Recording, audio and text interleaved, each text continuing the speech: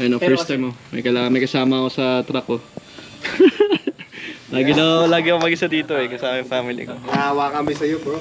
Ay, si Kaisay. Baka may hika ka. Puro kamay di, tsaka reels. Ito, expert. May hika ka ngayon. Ganun ba yun? Oo. Medyo marami rin ako natutunan. Lalo na sa pagbaba. Pareho kayo nito mo pala. Tara, samahan niyo ako. Truck tayo. Ayun o. Si Alex Kawasaki, KTM. Tapos YC125.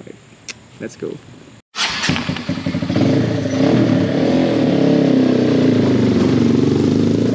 Bro, wag kang mainip. Gawin natin yung ikot-ikot muna para makuha mo yung... Sunod lang ako sa'yo bro ah. Mga 2 laps. Para may reference din ako pag sa bahay. Ito na panahon ngayon no?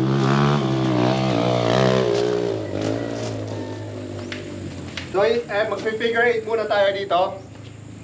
Mga siguro 3-4 times. Sundan mo ako. Then mag-straight tayo, nakatayo. Then upo. Ito yung pag-aaralan natin dito. Yun yung gagawin mo sa corners. Figure of 8 no?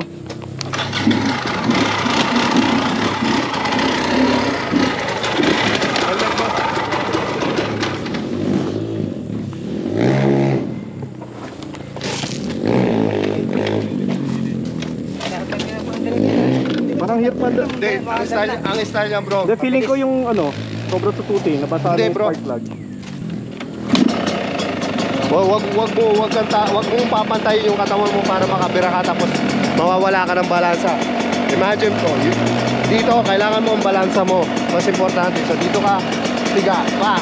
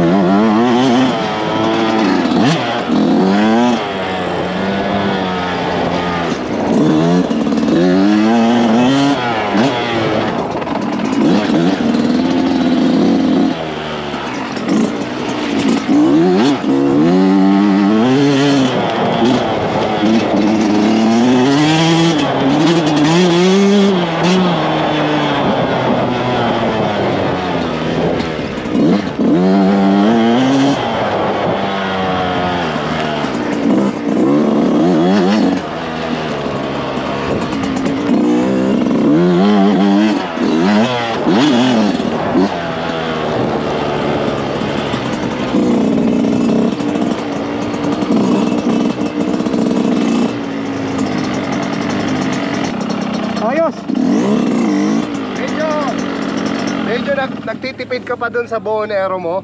Ano ka pa? Hindi mo pa kinakabig. Try mo bro, ibigay mo. Try mo, tutumbanon? ganun mo, tapos yung puwet mo nasa posisyon. Pansin mo, gaganon ka na lang, boom. Di ba ako tutumbanon? Hindi bro, just try mo. Try mo, pre. Tignan mo, tatry ko. Gaganon mo talaga siya, bro.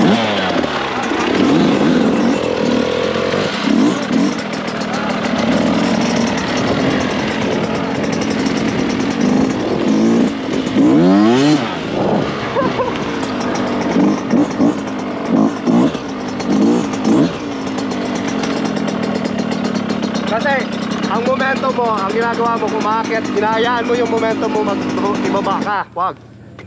Yung purpose yan is para i-glide mo yung motor, yung speed ng motor. Paglabas, nakatayo ka na para sa jump. So kailangan dun pa Kasi lang. ang nangyayari, nakaupo ka pag turn mo, wala ka nang time magtayo. So ibig sabihin, yung position mo, hindi na siya nasa position. Hindi na naka-comfortable position ka, kaya nakaupo ka rin pag jump mo. Kailangan pag galing mo doon, nakatingin ka na sa kanto. Saan yan? Pag tayo, pag upo, saan ako upo dyan, banda? Dito ka nakaupo. Doon, sa corner na mismo. Doon na sa kanto mismo. Okay. Babalik ka pa, huwag mo na lang.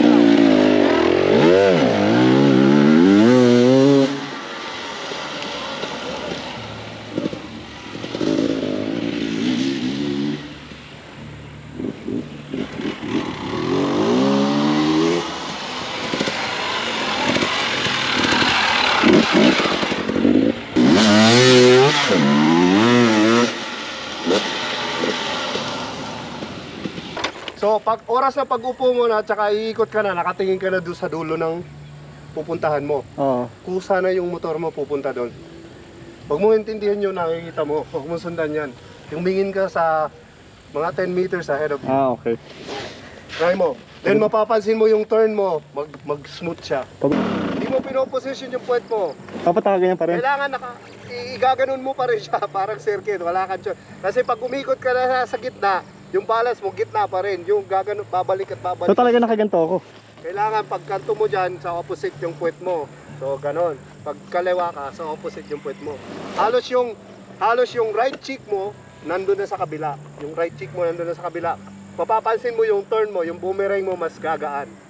Hindi ka maka-boomerang dito kasi nandito sa gitna center gravity mo eh. Hindi mo siya ma-balance Gets. ka. Pero kasi ini-slide ako eh. Ini-slide ka kasi nasa gitna ka.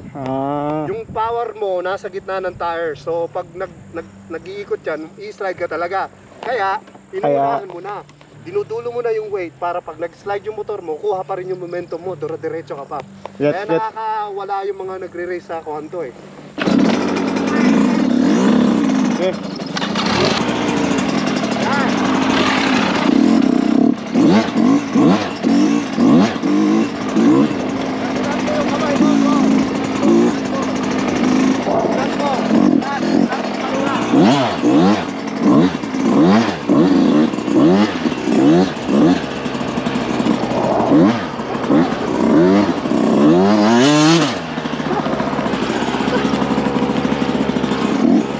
Tayo muna. Pero ang galing.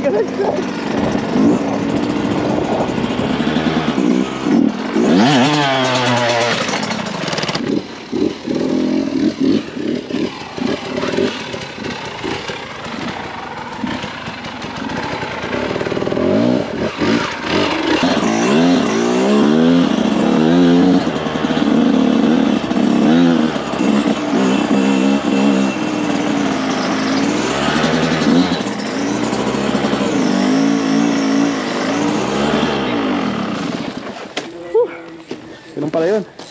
Pabe. Alam ko na. Yung paka talaga para... Yes bro. Kasi ang grip ng motor mo nandito sa gilid, dito na lang. Oo nga. So, Yung paka talaga yung magsasaba rin sa'yo. bro. So pagkakanto ka, ikot mo yung, switch mo yung paa mo, boomerang ka pa ganun. Para lahat ng kanto ng motor mo gumagalaw. Gets. Pero kung pag nasa sentro yung katawan mo, tapos bigla ka ng boomerang, tutumba ka. Tapos yung paa mo yung support lang parang... Yeah, yun yung pinaka main balance mo. Ito, nakaganon, tapos ito. Swabe, buso fam. May bago na naman tayo natutunan kay Coach Gary. Nangyari sa'yo, bro, Clyde? Patay. Si Justin, oh. Motor na yan, oh. Oo. Hindi lang nagsasalita, eh. Hindi nagsasalita, huwag mo i-upload. Naiingit ako dito eh. Yung mga slide, no? Geng, mamaya ulit. Pagod na ako.